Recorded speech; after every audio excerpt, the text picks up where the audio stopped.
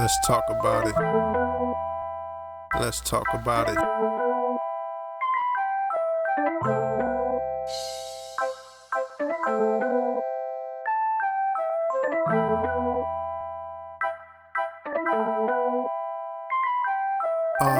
Pull up a seat, there's something unique. You now tuned into something you ain't know that you need. Let's talk about it with Brenda. This high level conversations. Engage the community and change the vibrations.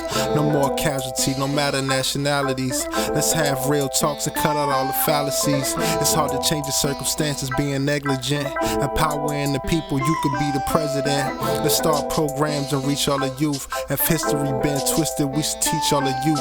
No more politicking, putting pressure on the politicians. We need legislation that'll change our conditions. Meet me at the round table and let's conversate. Make a plan to action, cause ain't no time to wait. Let's change the fate, cause it ain't no more go along. You can always tune in here to know what's going on. You got something on your heart, let's talk about it. You need to find a place to start, let's talk about it. Community and unity, let's talk about it. You got something on your mind, let's talk about it. Welcome everyone to Let's Talk About It with Brenda Coles. I am excited today because my special guest is my son Elijah Coles Brown of Elijah's Motivations LLC. But we have some hot topics that we're going to get to today. I thought that this would be an excellent guest to talk about all the hot topics that are going on in our world today. So not just in our world, but on our state. So we're gonna cover a lot of stuff in a short time. So, but I'm excited about this. And let me just remind you. And first of all, I said thank you everyone that is tuning in. Let me just remind you that the purpose of me having a podcast is that because of the Trump, what Trump is doing, we all have to do something. I mean, I've been working on the ground for 40 years, but this is just something else that we definitely need to do to keep information out there, because we gotta keep. And my hope as an advocate is to help you understand and help give you some knowledge about what's going on. But it doesn't stop with me; it starts with all of us. Okay, and that's what my goal is. My goal is to ensure that that advocates like myself, that we help you to advocate for yourself, your family, and most of all your community, because that's where we got to be. So I want to say that, but I also want to start off with the show that this is our 60th anniversary march on the Edmond on Bloody Sunday. Today is Bloody Sunday. And Bloody Sunday is something that we all need to know, and we all need to have taught our children about Bloody Sunday, because it certainly brings us back to what's going on today. 60 years ago, okay? And we're talking about over 600 people that was brutally attacked on the Edmund Pettus Bridge in Selma, Alabama. So we got to remember all of our history. This is our history, and those that was attacked and fought on the front lines, like Dr. King, and it was attacked. They didn't stop going. So we have to remember that we have to have a job to do. We can't just sit around. So I certainly hope that you empower your children, and not only that, but teach them our history. And remember that the day is Bloody Sunday. Before I introduce you, I remember when you was 11 years old, you did a speech at Virginia Union University, and you talked about Dr. King and the soldiers marching. And his soldiers marching across that bridge. I vividly remember that speech. And you was only 11 years old when you did that speech at Virginia Union University. So we certainly have to always teach our children. I definitely also want to mention that, inform you all that the Black Lives Matter. Well, let me go back to this. For those that you are not aware of, there are talks into pardoning Chauvin, that was a police officer that was convicted, and for putting his knee on George Floyd's neck, and so now the Trump administration is considering pardoning him. Now, it doesn't take away from his state charges, but it does take away from the federal charges that he's also charged with. But once again, it goes back to the fact that 60 years of civil rights, having a little civil rights, okay, being able to fight a little bit. The Supreme Court have rolled that back. And so it all still goes back to the same thing. We are not standing up. We're not educating our children. So I think that's very important. And along with that, the Black Lives Matter painting that's on the street near the White House, that is now going to be taken up. And of course, Black Lives Matter, that painting came from the fact that George Floyd died and the marches that went on in the street. So they're going to take that up. So these are some things that, I want you all to, we got so many avenues, so many venues for out there, as some of our great people that's out there, Black people out there talking about what is happening in Black America. We're going to have to start listening. We're going to have to start educating ourselves and educating our kids. Why? Because it matters. If you think that you're not affected, unfortunately, you are. We all are affected. And it saddens me for those that believe that they're not affected. Yes, you are.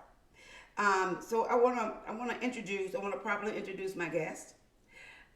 He's my son, my youngest, Elijah Coles Brown. I love talking about my boys. Elijah is 21 years old. He has been a national motivational speaker since he was 10 years old. So he's been speaking on a national platform since he was 10. So, he's been working for a very long time. And Elijah is also a speech writer. He's a podcaster. He's a former talk show host. Elijah is also, very well known for his speeches of Dr. King, Frederick Douglass. He's done some Harriet Tubman. He's done quite a few of our our Black people in history. Why? Because I feel it was important. And I put him in those positions of marches and going to the landmarks so he can read and understand and get that feeling. Elijah's been reading all of his life since he was a little boy, reading 3 books a day, 20 books a day at 3 years old, please forgive me, and then writing a complete sentence at 3 years old as well. Why? Because I provided him only with books and paper. I did not give him toys. I think he got his first toy maybe 7 years old. So reading for both of my boys, they are avid, not average, but avid readers. And you must read. They are, even with me, they help me because I wasn't an avid reader.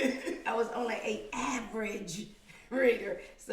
But anyway, I just can't tell you the importance of our children having that education. And as we know that that's something that they too want to strip away from our families, our Black families, is a good education. So I am, Elijah is also known that he did introduce our 44th president on a conference called President Barack Obama.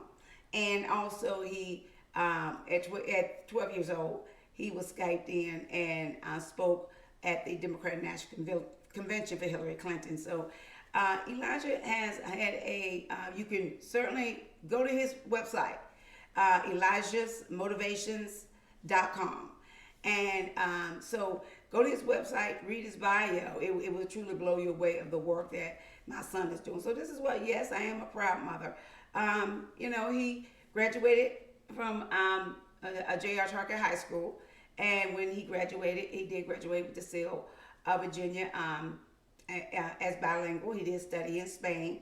And He is now at Virginia State University in criminal justice with a concentration in forensic science, and he is doing some magnificent things. So there are some. Elijah has a great future, a great career, and don't and trust me, he'll tell you himself. I have been a very strict mother, very strict mother. I am.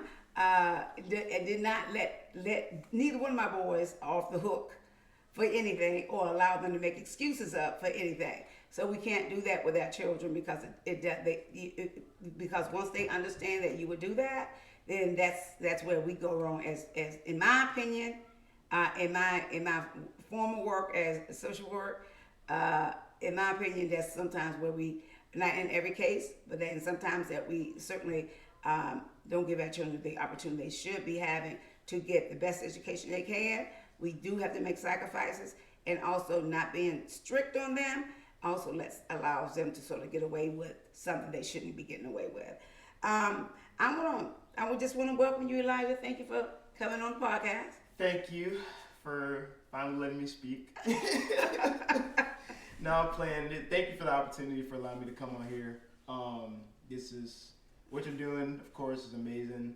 And we need a lot of people. We need someone like you who is knowledgeable about a lot of these topics to be able to share your voice to help other people. So this is just amazing. And of course, thank you, Mom, for the opportunity for bringing me on your show. Well, thank you for being here. I mean, typically I am doing a Zoom with my guests, but my son happened to be home for spring break and getting ready to go to a conference and out in Denver, Colorado. So what I am excited about is that we're able to do this together in person. So it's great that you're here. I want to start though. We got a lot of stuff to cover in a short time, and I want to sort of get through some things. I'm certainly hoping that I'm going to be talking about some more things in detail with other guests. But it's great to have someone like Elijah at his age to talk about some of these issues that we certainly need to have some understanding about, and we can only have it with young people. I want to start with the HBCUs. And so, I know that the HBCUs has truly been targeted by the Trump administration of dismantling, where first of all, he's getting down the education system, but just taking away funding for, for the HBCUs. Right. And, how do you feel about that? Well, it's a tragedy and it's an atrocity that this administration is even targeting historically black colleges and universities. We receive less funding in the first place. I go to Virginia State, so Virginia State is a public college. We receive less funding in the first place than other colleges and universities, specifically PWIs around the state. And that's just everywhere. That's everywhere. A lot of HBCUs are just generally receiving less funding, meaning they have less resources to pull from, less staff, less opportunities on campus than a PWI would normally have. So the fact that he's targeting our universities and labeling it as DEI is just an atrocity. And it's scary because my funding, my grants, my scholarships, and also other students, of course, are being affected by what this administration is doing and have the potential to be affected in the future. And if it keeps going on the track that it's going right now, there's a possibility that some students may not be able to achieve higher education because of these grants and scholarships are taken away from students who come from low income families, who come from generational, I don't want to use the word poverty, but just a generational lack of resources. Right. Then that's taken away from students who want to go achieve their higher education that don't have those resources, and then are further held back by these scholarships and grants being taken away that could benefit minorities and benefit those that come from low income families. So it's scary to even see that this is happening, and that, I mean, it's not a surprise to me because we knew, and if you didn't know, you should have known what you was voting for going into it. or what you didn't vote against. We could put it like that too. It's not a surprise to me, but it is scary. Like I said, just it's terrifying. Now, I know that they had put a pause on the on the grant in the agricultural, and how did that affect the school when that happened? Right. So you're referring to they pausing the funds for the 1890 Scholars Program. Right. So for those that don't know, that's a program that provides funding for students who take agricultural, who are in the agriculture majors. So it's mainly for Black students and minorities, and a lot of students that go to HBCUs benefit from that program. Well, when those funds got paused, for reference, half of the students that are in the agriculture program, or like a very, very good amount of those students, benefit from some type of scholarship or grants or both. And so that funding getting paused was, you could see the effect on campus. You could see the students were very, very terrified. They were very scared that their school, they would have to come out of pocket, or they would not be able to pay for school. So you could see the effect on campus just from that short, I think it was about a week or two that the funds were paused. You could see the effect that it had on students. And it also scared other students on campus, because they're like, okay, well, if they're pausing these funds, what if my funds and my grants and my scholarships get paused? And that goes back to when, it was a few weeks ago, when there was a whole pause on all grants. And a lot of students thought that they were going to get affected because the school and other students were sending out emails and messages that these grants were being paused. And it was an outrage from students. Sure. It was, even though it didn't directly, that pause itself didn't directly impact colleges. We didn't know that until the end of the day. So that whole day, it was an outcry, like, what's going to happen to my funds? Am I going to be able to keep going to school? So just those short time periods of these funds getting paused creates such a turbulence for students, because it's like, what's going to happen to me? Like, am I going to be able to keep going to school? Because if I don't get these grants, if I don't get these scholarships, I won't be able to afford going to school. Exactly. That's what happens with a lot of students. And I know for me personally, I also get a lot of, I have a scholarship, you know that. Right. I have a scholarship. I get grants from Virginia State as well as federal grants as well. So if my funding was to get paused, I'm a junior, but it would still have a major impact on me as well. So it's like I said before, it's just terrifying that this is even a question right now. Like the fact that they have the power to strip funding from education, which it should be one of the most important things that's focused on in this country, is educating people to further the country. Because It's not, education isn't pulling us back, it takes us forward. So, you can't have your doctors, you can't have your lawyers, you can't have your engineers that's building everything for you. You can't have all of these different types of things, your criminal justice people, your forensics, you can't have all these different types of things, your therapists, psychologists, without education.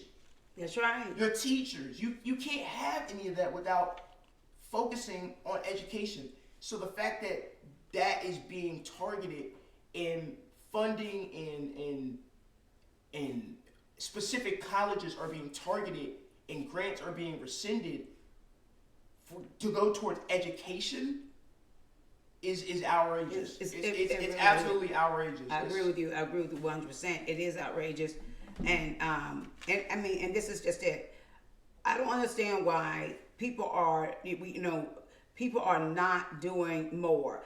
One of my issues with us Black people as a people is that we got all these issues going on that's dealing with our family directly, okay? That's dealing with your families directly, dealing with, especially when it comes to our children. We're talking about our kids. And you don't feel that there's a need that you have to do anything. You feel that it's okay to sit there and not do something to continue to educate your community, and because you don't think that you are affected. I can't tell you how many people to say, well, it doesn't affect me. Yes, it does. Once again, yes, it does. Everything that is happening right now is going to affect you. And whether you feel it right now or not. So, and for those that voted for Donald Trump and that racist MAGA, even though I'm very country and I talk very plain, and my son, both of my sons, the way that they speak is not the way that I speak, and that's okay. I'm all right with that because, like I said, I grew up in the country, and I was pushed through school. Okay, so I didn't get the same level of education that my boys got, and praise God for that. So, but I'm very clear about what I'm saying, what's going on in our government, and I think that we as a black people are going to have to do much better in understanding that we're going to have to start standing. We're going to have to start standing up for our children. I have a grandson. I am very concerned about what this America is going to look like when my grandson grows up. I'm very concerned about that. And you are to be too. Everybody that's hearing our voices today should be concerned about that. Are they going to get an education? I'm concerned that they're not. There was something else that you was telling me that happened on campus regarding, and I want to bring this in because we're talking about HBCUs, and then I want to go to the PWI, a question about some of your friends at PWI, but you was telling me about, Virginia has an election coming up for governor, lieutenant governor, attorney general. Extremely important election coming up this year.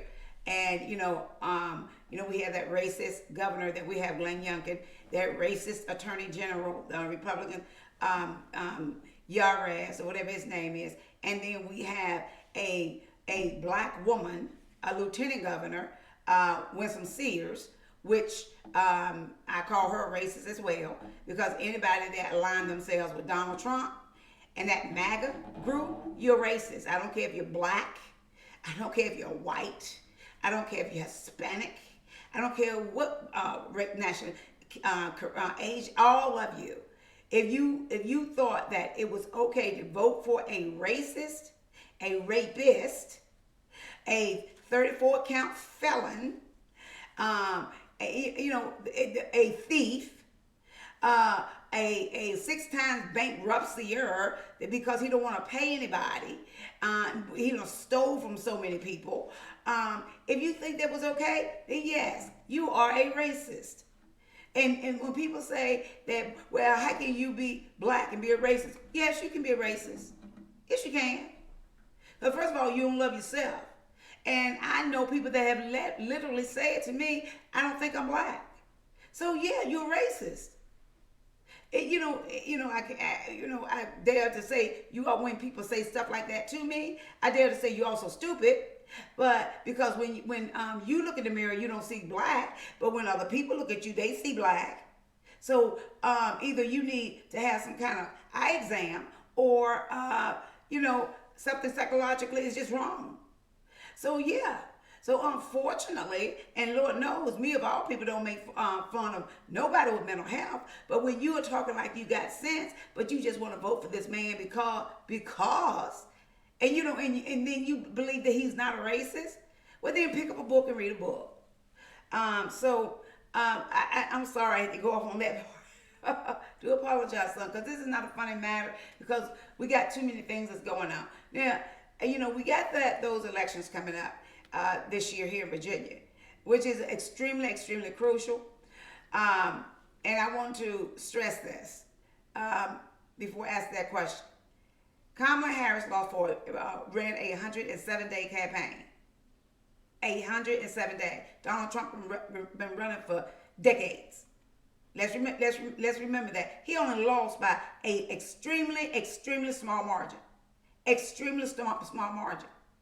But those millions of Democrats that decided that they didn't want to vote for whatever stupid reason you had, or you believed, or you let somebody get into your head and have you believe. And for those that, the white women that voted overwhelmingly for Donald Trump, and for Hispanic men that voted overwhelmingly for Donald Trump,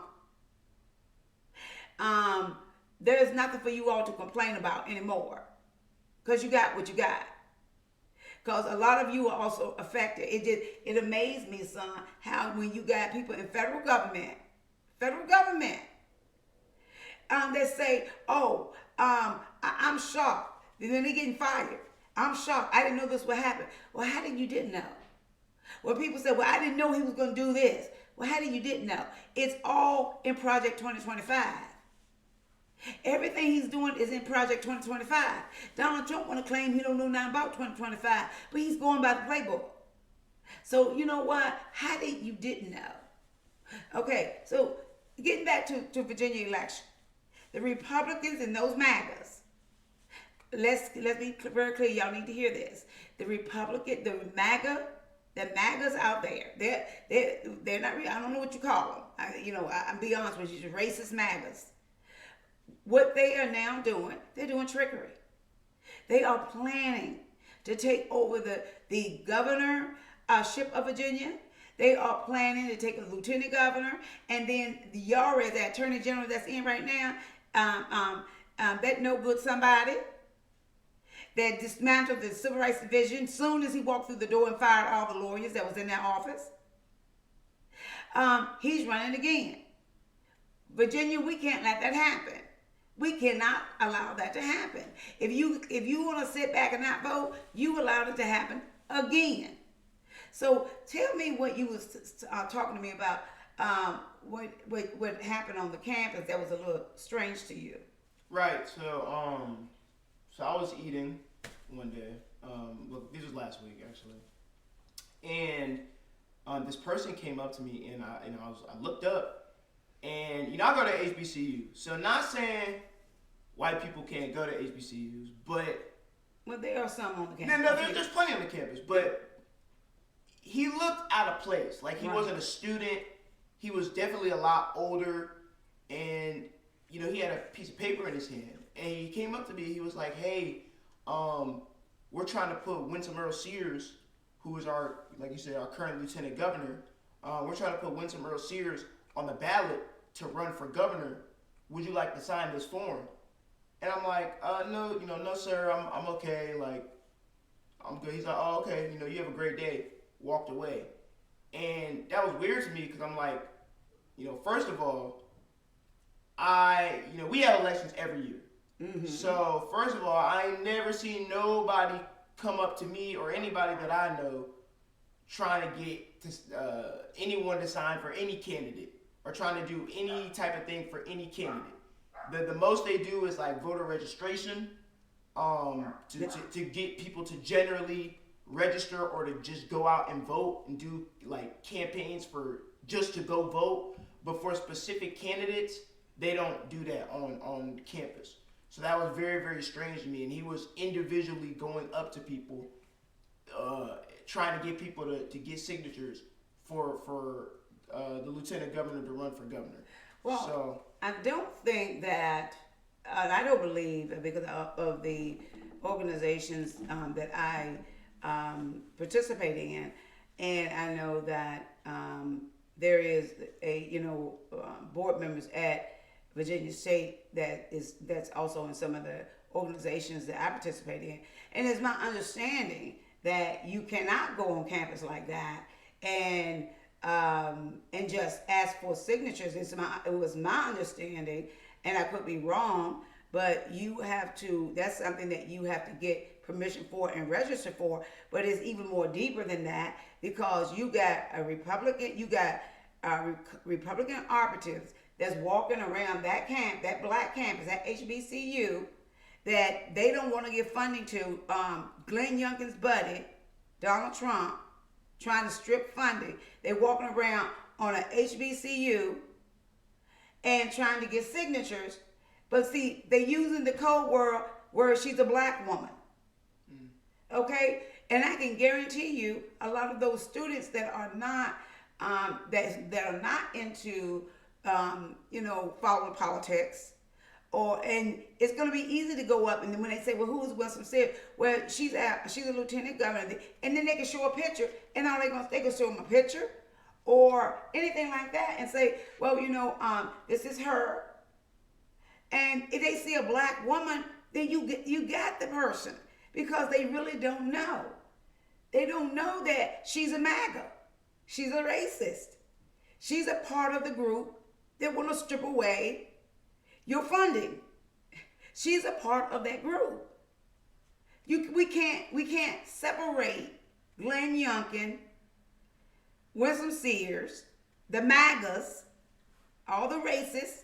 You can't separate them and they think it's okay for them to come on an HBCU when you're trying to disenfranchise these students, and then you come on a campus to get signatures, and you was telling me that you saw signatures already on the paper. Mm-hmm. Yeah. I mean, I could only imagine. Like I say, I think there's something that certainly the Democratic Party would have started to get note of right now of what their tactics are, and using our children once again. First, you want to strip them. Now you need their help. Once again, using our children. And thank God, my son already knew who Winston Sears is. But there are so many other kids, I know for a fact, on these HBCUs, they do not. Just people in general wouldn't know by name. If you were like, oh, this is a lieutenant governor, that's one thing. But by name, a lot of people in my generation, they're not going to know. Maybe they're going to know the governor, but lieutenant governor, a lot of times, they're not going to know who that is. Well, honestly, I have talked to young people in your generation. It was a lot of people I was shocked that they had never heard about and didn't know about. So that is a concern, because once again, we got to educate our kids, and we got to do a better job to educate our kids and make sure that they do know, because it affects all of us this way. So let me ask you. I want to talk about this. I know that you have a number of friends. You got friends. Ever since elementary, that goes to, explain what the PWI is, that goes to a PWI. Have any of them expressed to you any changes that they've seen or concerns that they have? So PWI is primarily white institution. Name's kind of self-explanatory, but for those that don't know, they're colleges and universities that are made up of a primarily white student body. A lot of them, they can be diverse, but the purpose is they're primarily white student bodies. And yes, I have had friends, like you said, I have friends that I've known since elementary, middle, and high school, all that have expressed various changes that have come as a part of this administration, and as a part of things being labeled DEI, and it coming to pretty much punish minority students on these primarily white campuses. For example, my best friend that I've known since elementary school, he goes to NC State University, and we were talking about this on me and you were talking about it, but to share to those on air, essentially there is a village that's on campus. I can't remember what it's called, so I don't want to be wrong, so I don't want to get quoted. But there is a village that's on campus that is made for black students. So when you come in to NC State, if you're black, I believe you can register for this program, and they put you in this village where it's a lot of other black students, a lot of other minorities, and there's a lot of different programs. You live in like this one section, and then there's a lot of different programs, there's a lot of different opportunities, there's different groups and stuff that you can join, and then on top of that, you're building relationships with other African American students that are on campus. Of course, if you're African American, you can live on the other freshman parts of campus, but I believe that you can register and sign up for this program and live with other black students and participating in a lot of these different opportunities. Well, as to my knowledge, he had posted it, and then we were talking about it. NC State is getting rid of that program and of that village for black students and dismantling it pretty much completely. And I believe it's going to be shut down either by the end of this school year, or going into next school year. So he was expressing his complete disdain and disgust by that, because he was a part of that program. Right.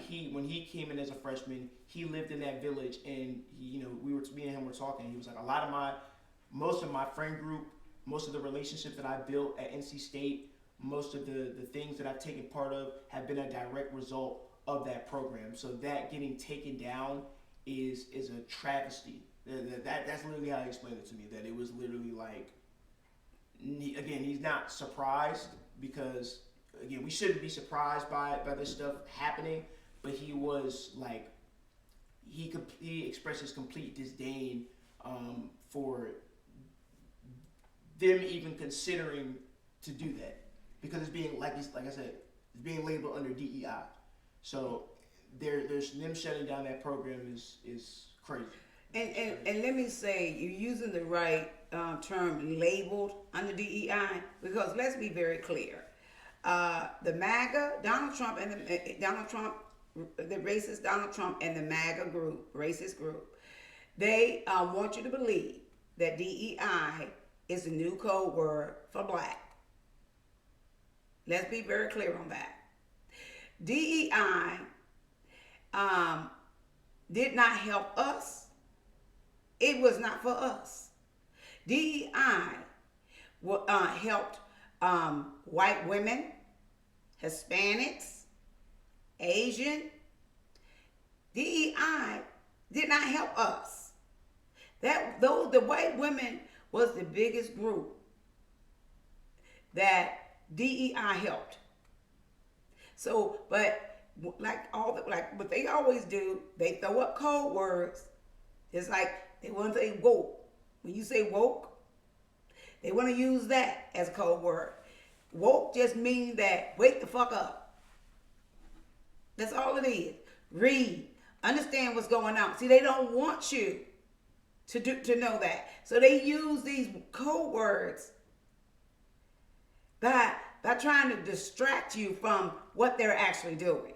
And we're going to have to understand, we got to stop allowing this to be a distraction and read past what they're actually doing. So you're talking about, once again, and Lord knows, anybody that knows the president for North Carolina State, he is the one that, now when they struck down a lot of our civil rights, when students are can't get in anymore on full rides, okay, and a lot of the funding that a lot of colleges and universities are giving out for minority students, he is the president that went to the Supreme Court.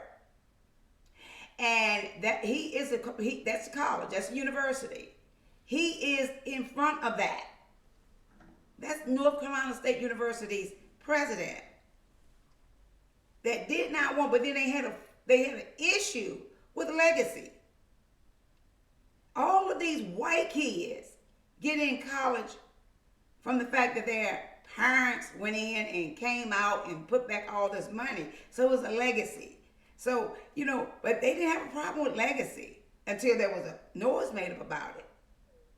But students that was getting a free ride by their grades and for college and university, no, he didn't want that. That's him. So I'm not surprised that this village is taken down. I'm not surprised they want to stick it under DEI, because that's what they do. That's their thing. The problem is, we gonna have to stop thinking that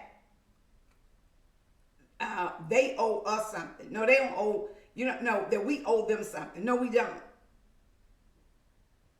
We don't owe them anything. because our children always got to work twice as hard to get an education. And it's everybody should be outraged. This is why we got to start doing something. I don't care what you do, but you got to do something to get the word out and keep it out, because there's so much that we got to understand and we got to know. Elijah, I mean, I'm telling you that hurts. Yeah. Because once again, now you got white campuses that's attacking our kids. Because we can guarantee you one thing: another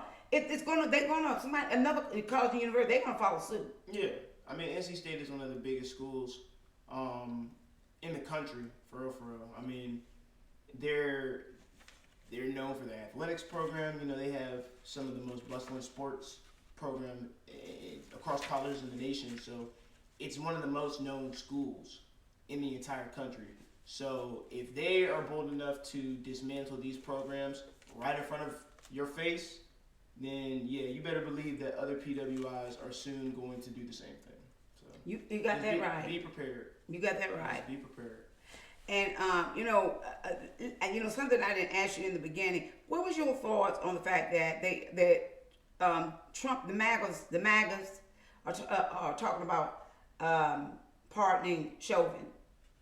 That is, yeah. You mentioned that is, and I've seen that as well. That is absolutely despicable.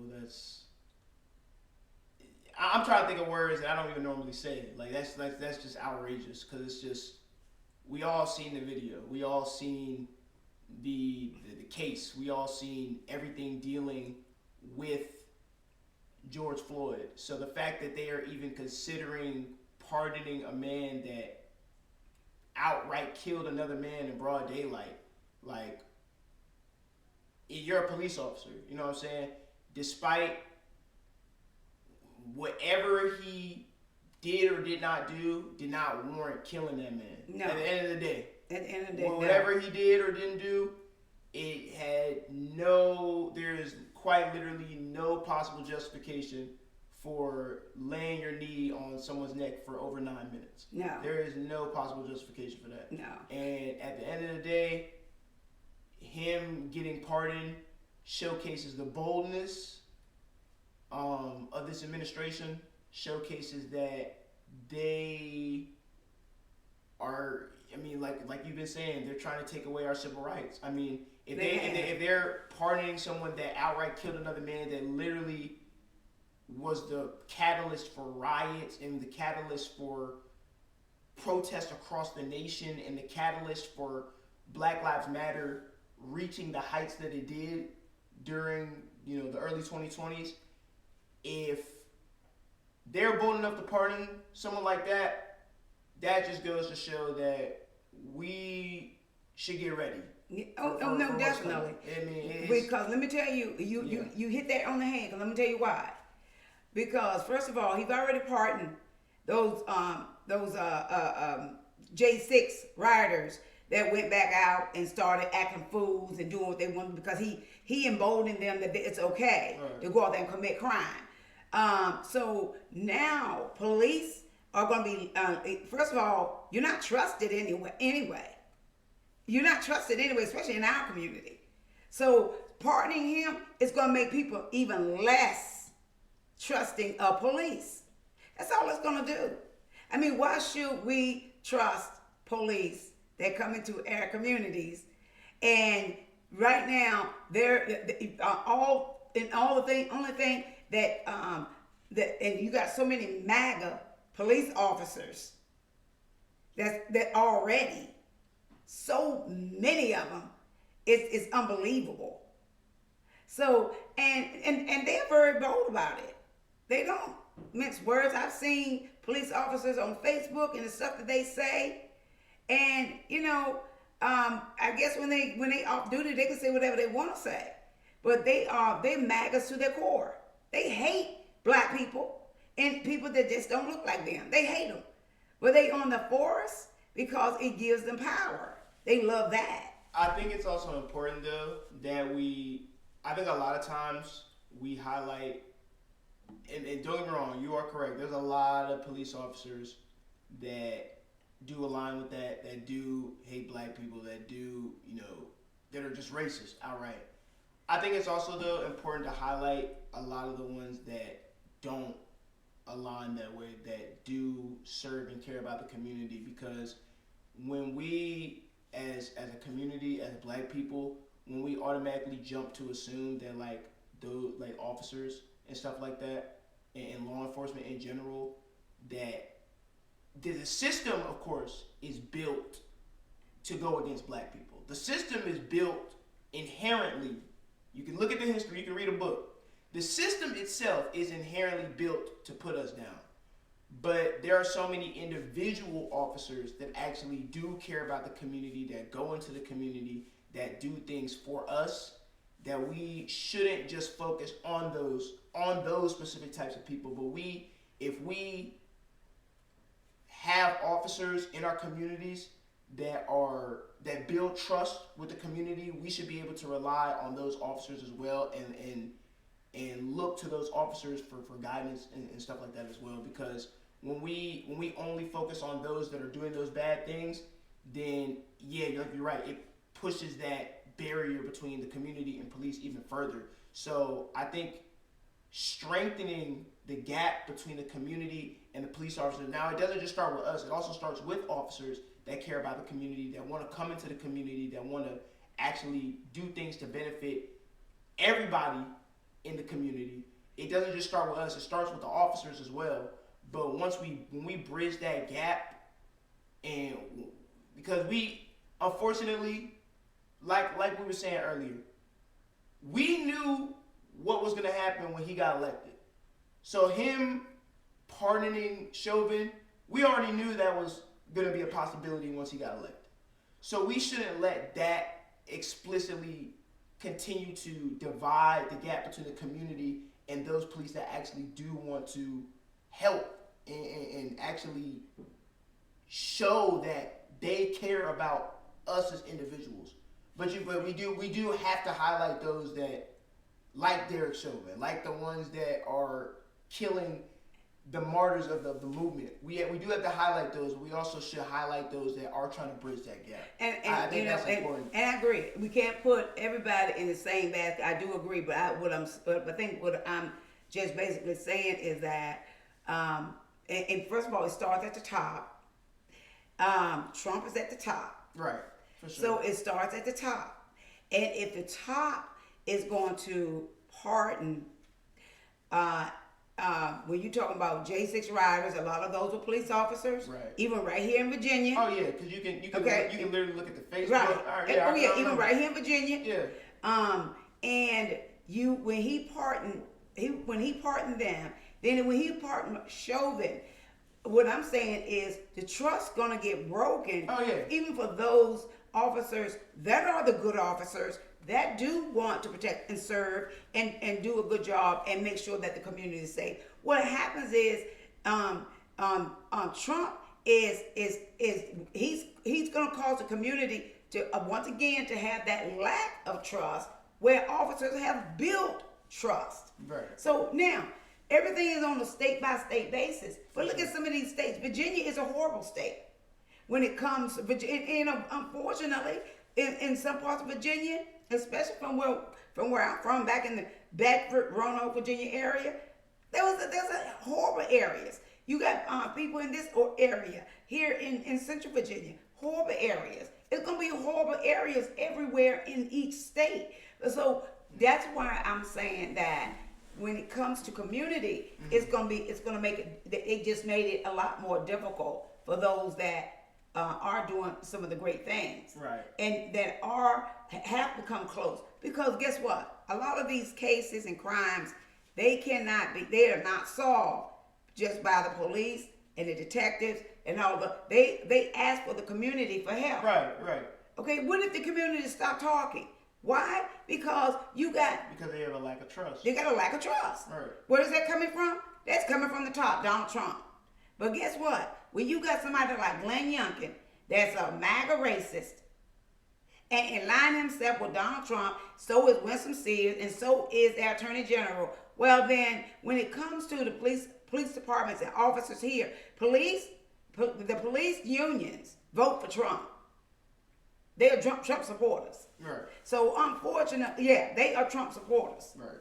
So, when people understand that part and they know that part, then it's gonna be like, I'm gonna hear you out and see. I saw on Facebook on the Joy Reid just yesterday.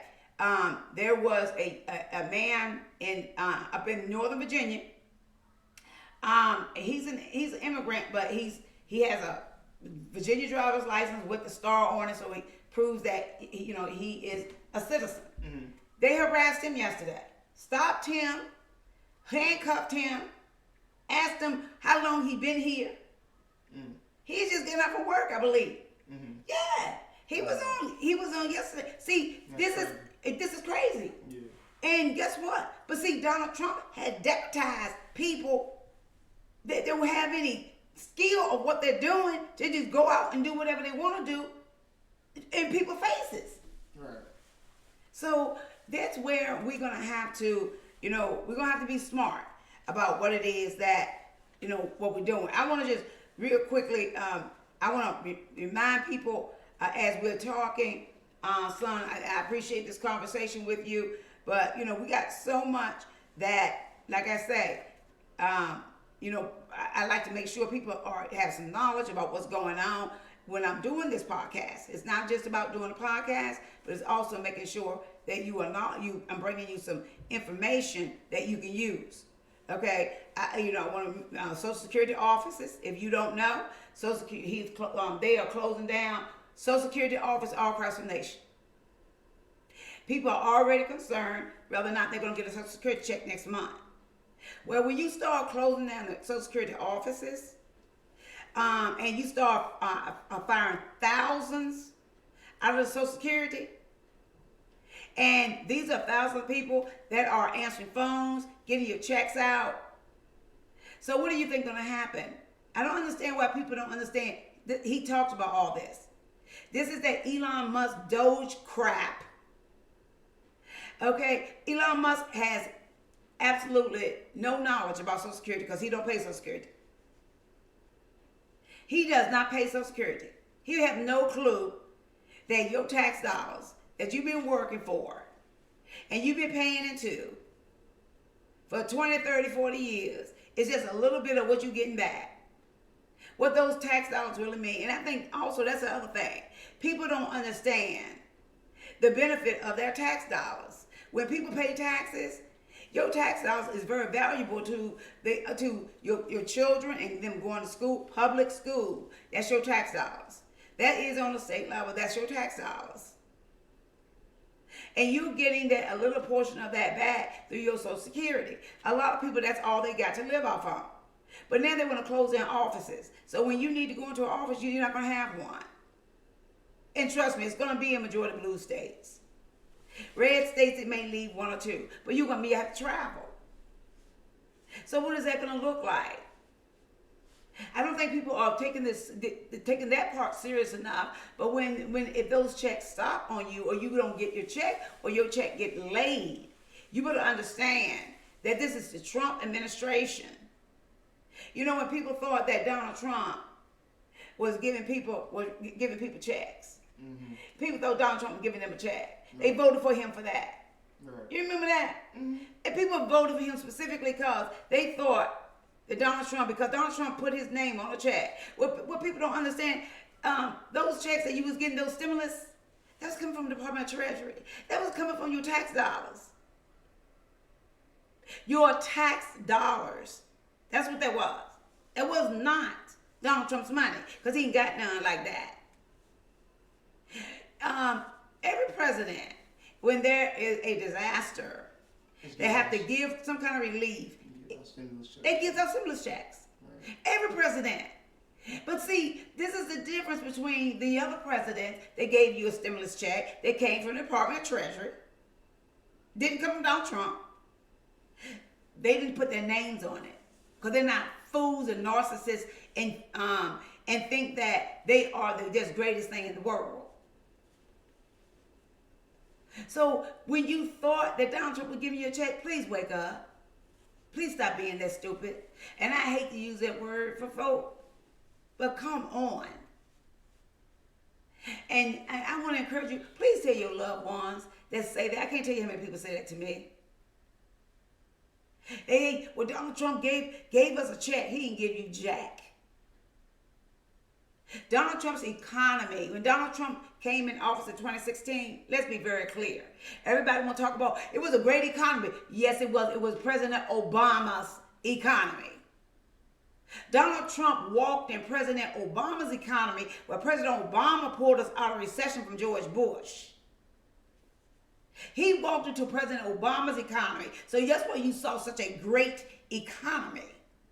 Then he tanked it in 4 years. And now we're dealing with the effects. Right and now. Joe Biden President Biden pulled us back out of Donald Trump's tanked economy. And guess what he's doing right now? He's putting us right back down in another tanked economy. So I really need people to understand. And then when people say, well, President Obama didn't do nothing. Let me tell you something. President Obama did great things for us because we was in a recession when he came in office. There's so many things President Obama did, they can't even be named. The list is so long. And it angers me when I hear that. And black people say it a lot.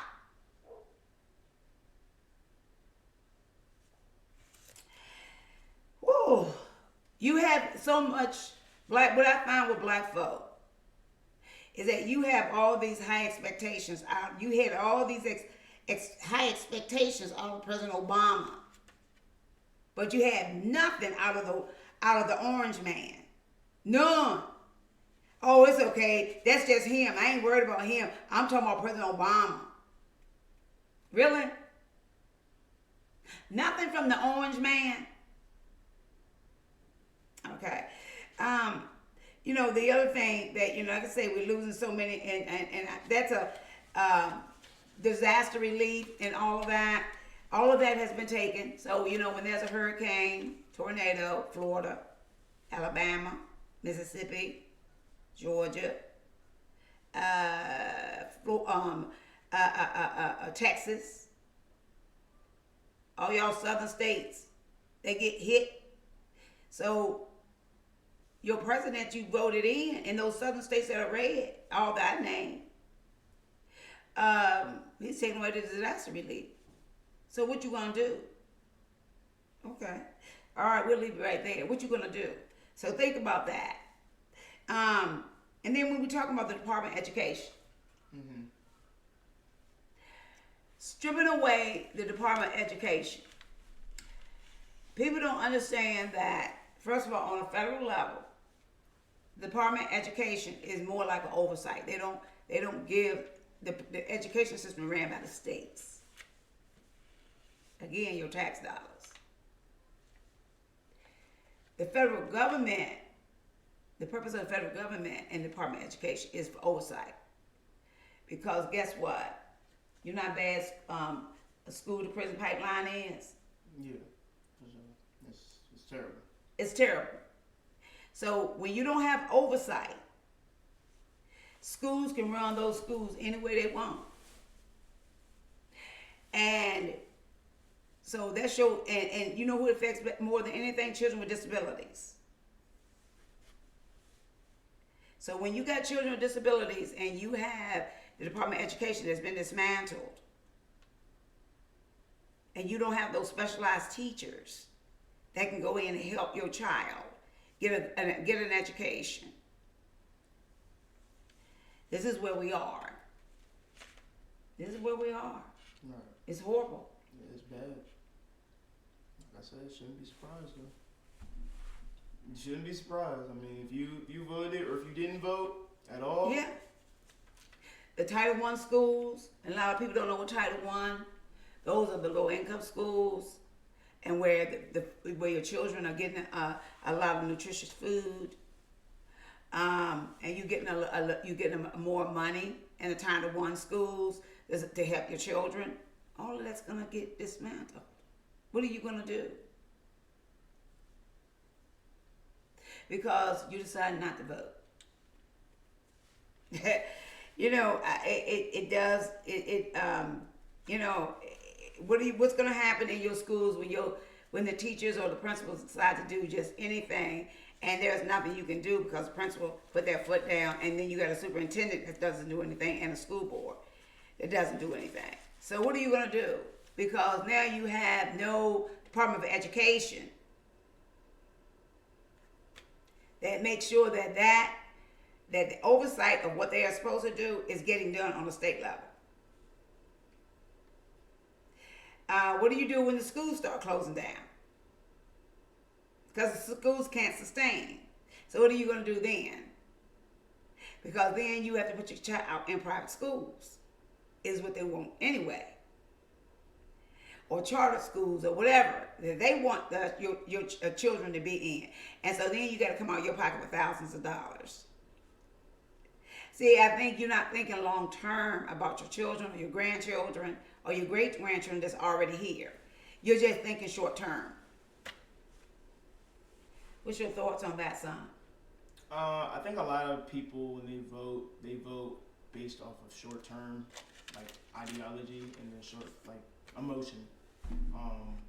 A lot of people don't, unfortunately, think of the long-term effects of voting in officials, president. That's not just president, but president, governor, congressman, congresswomen, legislators.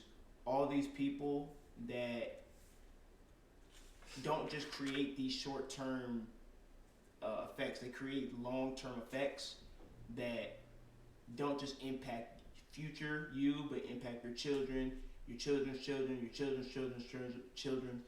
A lot of people don't think about that when they're voting.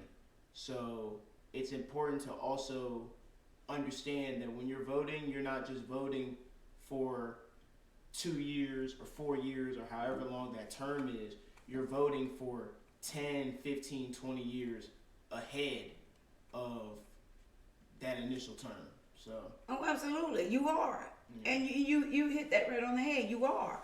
And so, and then you got to decide if your child, when you see your child that are gifted, and then they want to be able to even further go and they definitely want to further their education to higher learning, and then no higher learning is not there, or you still paying a lot of money out of pocket to even do that. So once again, you're gonna have to get smarter and understand this is very deep, and it goes much further. You better get into it. I have always told both my boys that everything that we do in life is politics. People are like, "Well, I'm not political." Yes, you are. Yes, you are. And I know people that say that all the time, and they are more political than they are more political than I am. Why? Because they are. I'm an advocate. I'm on the ground, so I'm educating myself that way. And I'm on the ground, and then but there's some of the stuff that they're doing or involved in, especially when you are carrying a nonprofit organization, or you are receiving grants or subsidies. And then people are like, "But I'm nonpartisan." Oh yes, no, because you're receiving money, and so no, you are political. So, but it's all politics. I tell people they don't even realize it. From the time you turn on your light, we just had daylight saving time. That's political. Time you turn on your light to the time you got to clock in to work. It's all politics. So, and but we at the 39-minute mark, I believe. I just want to get to Virginia politics before we stop, because we got a lot of stuff going on in Virginia politics. I am going to reach out to to the candidates and see if they would like to come on, and especially here in Virginia, specifically here in Virginia, because I think that we need to hear from them. But they're not going to have prep questions. I'm not going to do that. That's what they're used to. Some of them anyway, not all of them. But we got a very important race here in Virginia. As I say, Virginia is an extremely important state. Extremely important. And it's extremely important not just on a state level, but it's also extremely important on a national level. It's very, very, very important. So what I want to do is talk about our race that's coming up. We have a governor's race, which, as I was saying, we were talking about Winston Sears when they're coming on wanting to get signatures for Winston Sears. So Winston Sears is running for governor. A MAGA. And she's a black woman. And and I said this back when Glenn Youngkin was running for governor, son. I watched Glenn Youngkin campaign. Glenn Youngkin been running for president since he's been running for governor of Virginia. He's very strategic. Ain't no doubt he's smart. Now, Glenn Youngkin was planning to run for president had Donald Trump not won the primary. Glenn Youngkin would throw his head in the ring. But when he lost all those seats in Virginia, he didn't have a choice but to get out. Because it wasn't going to work. He had already lost all those seats in Virginia and in that General Assembly. So it did not make him look as if he would be a good candidate for president. So they're strategic on what they're doing now. But, they don't have everybody fooled because I'll be watching them as well. But, then we have lieutenant governor. Then we have, and this is a concern for me. Let me go back. On Winston Sears running for the Republicans. On the Democratic side, we got Abigail Spanberger. Abigail Spanberger is not a good candidate for the Democrats. I have said that. I have made it very clear and I have made it known. She is a horrible, horrible candidate for the Democrats. What I did not appreciate and what I do not appreciate is the Democratic Party of Virginia basically pushed other candidates out so that Abigail Spanberger can be at the top. Abigail Spanberger does not go into communities. She does not talk to people on the ground. She doesn't talk to advocates like myself. She doesn't do those type things unless somebody invites her in that's also a dignitary and that's well liked and well loved. I know for a fact myself, mayors and different people in different cities were asked by Susan Schweitzer, which is the chairman of the Democratic Party, and I think she's a racist. I believe that with my heart of heart. And she's nothing but a racist. I call them elephants in a donkey suit. And I do know for a fact that she was going around, because just like with my contacts, who are mayors and people all over this state, because I've been doing this for 40 years, and she asking them to hold events for Abigail Spanberger. Abigail Spanberger her campaign don't do anything. You don't see her. She did not support Joe Biden. She did not support Kamala Harris. She stays under the radar because she's hoping that all of this is going to blow over. No, it's not. We're in a different time. It's not going to blow over. You need to work for our vote. We need to see you in our spaces. And we don't want to see your entourage. You can bring who you want to bring, like the rest of them do. They may bring their campaign manager. But you shouldn't expect for someone else to have to bring you in so you can feel safe. Because if you don't feel like you are comfortable enough to speak with us, Abigail, then you are not going to be a good governor for the Democrats. Now I do know that there was talk about Bobby Scott running. I did even reach out to Bobby Scott myself. Mm-hmm. And so, of course, Bobby Scott is congressman down he got part of Richmond and but in Norfolk, Newport News, down in the Tidewater area. Well, most people know it's Hampton Roads, but if you old school and live in Tidewater, then you'll know those that know Tidewater. They know what I'm talking about because that's what it used to be called, Tidewater. It's now Hampton Roads, but. And so, that's his district down there. But like I said, part of Richmond is his district. So he do have a big district. But I know that with him being in Congress and we got such a, we don't have, Trump have the MAGAs in Congress. I mean, in the House of Representatives, plus the Senate, plus the Supreme Court. So I think it would be a seat. Bobby been in that seat. Congressman Scott been in that seat for decades, and I think it will be a very hard seat for him to let go. But it will be a seat that the House of Representatives don't want to see vacated either because of the MAGAs and their slickness. And so so what are your thoughts about that? I know you've also been in the presence of Congressman Scott. Right. I've been in the presence of Congressman Scott since I was a kid. So he's been a congressman since I was a kid, and I'm 21 now. So it's much longer than that. Yeah, that's what I'm saying. I'll tell you that now. Since I've known of him, he's been a congressman. I was working his campaign even before I was pregnant with you. So go ahead. Yeah, that's a long time. Yeah, I mean that's a seat we probably don't want to lose. I know, like you said, there's talks of him running for governor.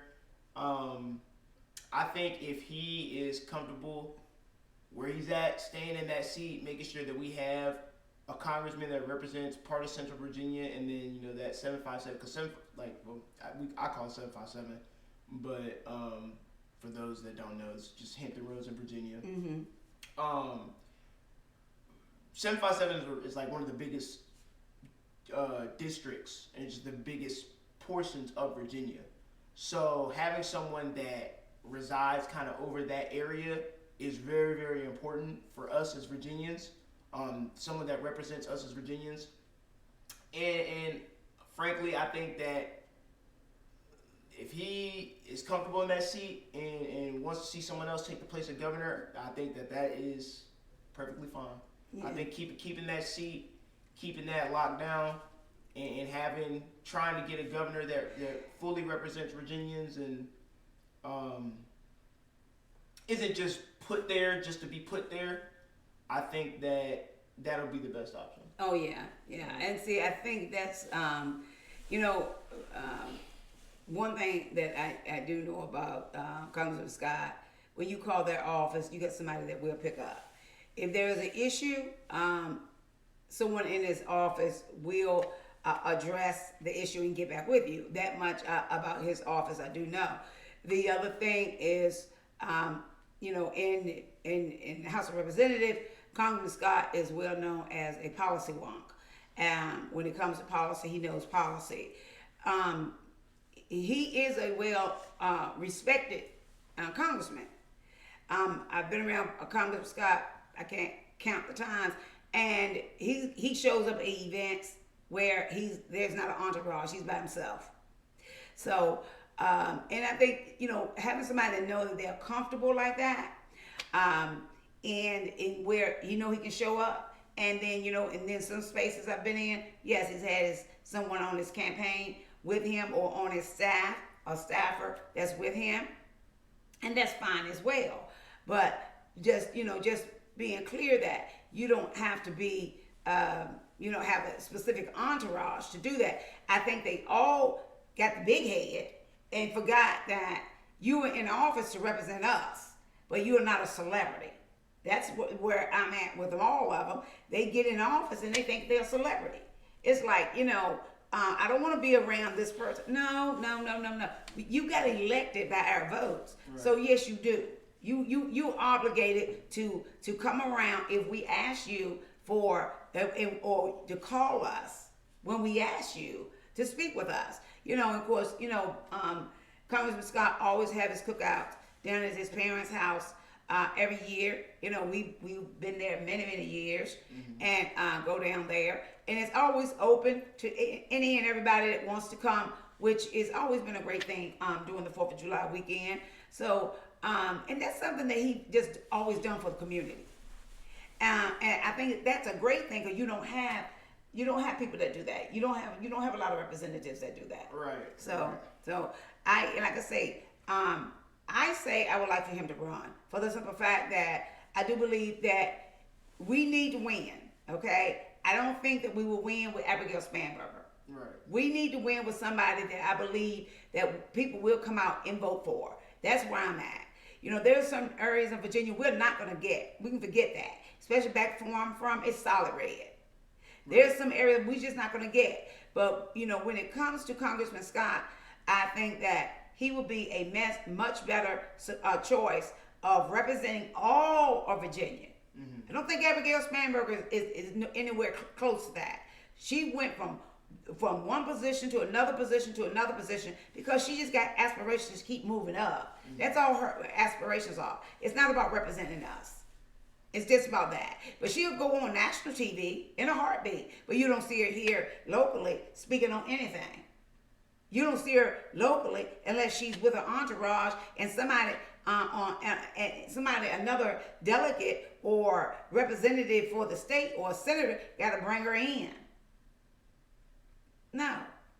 Oh, absolutely not. So, you know, so hopefully we will get somebody else that would throw their hat into the ring, and I hope it's Bobby Scott. And then we have the Attorney General, which I've always said I believe is the most important position in this state. Why? Because the Attorney General has in that office, there's so much that needs to be done on when it comes to the people, especially our people that are, especially in that criminal justice system, when it comes to criminal justice. And, you know, as I said, and I will continue to say, that you was there with me in Powhatan when those children was crying out for help. Right. And they needed help because they was being discriminated on a regular basis. You had this white girl writing the nigger on her arm. And, I mean, these are things that went on every single day. People, black kids are getting bullied, being treated like a dog, called nigger on a regular basis. In the classroom, teachers aren't doing anything. That principal out in Powhatan High School don't do nothing but lie. He's from Nelson County anyway, from back there from where I'm from. So when he told me that, once I spoke with him with a case that I was on, I already knew that he wasn't nothing but a liar, and I knew he was a racist. Because, you know, he was up at Amherst when he told me he just started, and he was at Amherst High School, where when you up in Amherst, in that part next to Lynchburg, oh, I already know who you are. So, and see, this was a case that we worked, but see, we was able to reach out to Office of Civil Rights on these cases. Okay, so we had options. Donald Trump took all those away. And when those kids was out there crying out, how did that make you feel when you was in that audience? It was just sad. I mean, as someone that got like bullied in like elementary school, it was very, very sad to see that people in middle and high school were dealing with some of the same thing on a worse scale. It was like the stories that I was hearing was much worse than anything I personally ever had to deal with, and so it was really sad to see that kids are even having to experience some of the things that they were experiencing. But it also goes back to parents enabling their kids to do some of the things that they do outside of the home. I mean, kids don't just learn to write the N-word on somebody else's arm or to bully someone for being black or to attack other people. They don't just learn that from just anywhere. Right. You know, it starts with the parents. Mm-hmm. It starts with what the parents are showing the kids. It starts with what the parents are enabling their kids to see and experience. So we can't just blame the kids because they're young, and they're a lot of them are at an age where they do know better, but some of them are not at an age where they really don't know any better. And so it goes back to, what are the parents teaching the children? What was they hearing in the home? That's basically what it is. Yeah, I mean, it's what they're hearing in the home. What are they hearing in the home? What are they getting They're showed? just repeating what they hear in the home. Right. It's coming from the parents. It's no doubt about that. It's just sad that not only the kids, but the parents are enabling this behavior. Oh, absolutely. And so, and my issue is when that was going on, and first of all, I wish parents would keep this always in the media. And then the media got to do a better job with keeping these horrific stories going, because they get a story, they run it a couple of times, and then it's gone. But the kids are still suffering. But you didn't hear the governor, the racist governor didn't come out, Youngkin didn't come out in support of those children and do anything, and neither did the Attorney General, Yarez, the racist, the MAGA racist, didn't come out in support of these children. And the parents, I spoke with a lot of parents and told them, we need to file with the Office of Civil Rights. We will help you write these cases. We will help you get this out. But parents just they was not willing to sit down to do that. And so that's the unfortunate part as well. The parents have to do a little bit more in order to show that I'm not going to stand for this. So, but at this point, when you got somebody like Donald Trump that has dismantled all those offices so that we can be able to reach out to get help, they're gone. And I want people to understand that. When you call and you say, well, I was treated this way. Well, I'm telling you, they're gone. Okay? So I'm gonna end on that. Elijah, I just want to say, honey, I want to thank you. I want to thank everybody that's listening today. This is a very important show because we did have a lot of hot topics today. It was Hot Topic Sunday. So I hope you join me on next week. I got another dynamic person that's going to be coming on joining me. But I want to thank Brimlow.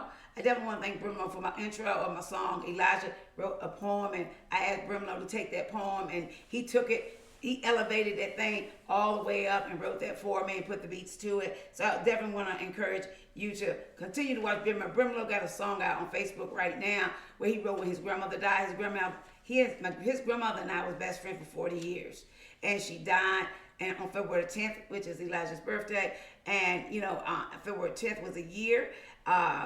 It's still, it's very sad, but the song that he dedicated to her is absolutely beautiful. You will see me in that multiple times. When I saw it, it just had a grin. So and he's such a talented young man and an artiste, and the things that he's doing right now is just magnificent. So please go check him out because I'm going to have him on the show. And I also want to encourage everyone once again to sign up for SiriusXM and listen to the Urban View on SiriusXM 126. Very, very important.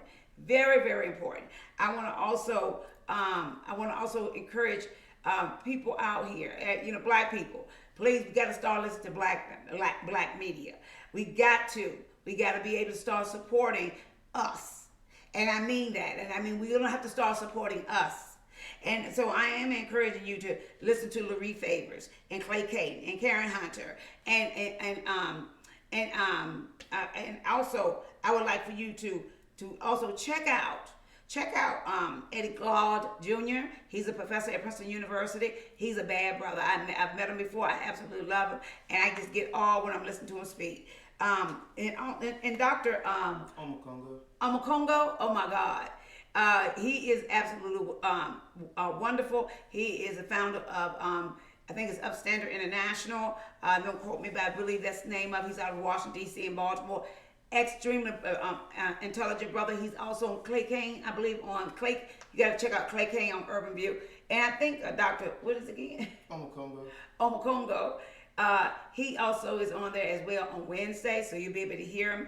Also, Michael Steele. He's a Republican, but Michael Steele, that brother I met Michael Steele years ago during the Parkland March in D.C., and I said to him, I said, brother, you intelligent. Why are you over there with them crazy Republicans? I'm not going to repeat what he said. But I like the brother and what he is doing. He and Simone Saunders Townsend. That's another sister. That's a sister that is just off the chain, along with Donna Brazil and Joy Reid. Two people I want to highlight. Jasmine Crockett, a representative out of Texas, along with Al Green, representing our Congressman Al Green, our congressman out of Texas. First of all, we need to support our brother Al Green. When he stood up at that address with his cane and in support of health care for elderly, okay, and they threw him out and then they censored him. But yet they did not censor that craziness, of what is her name?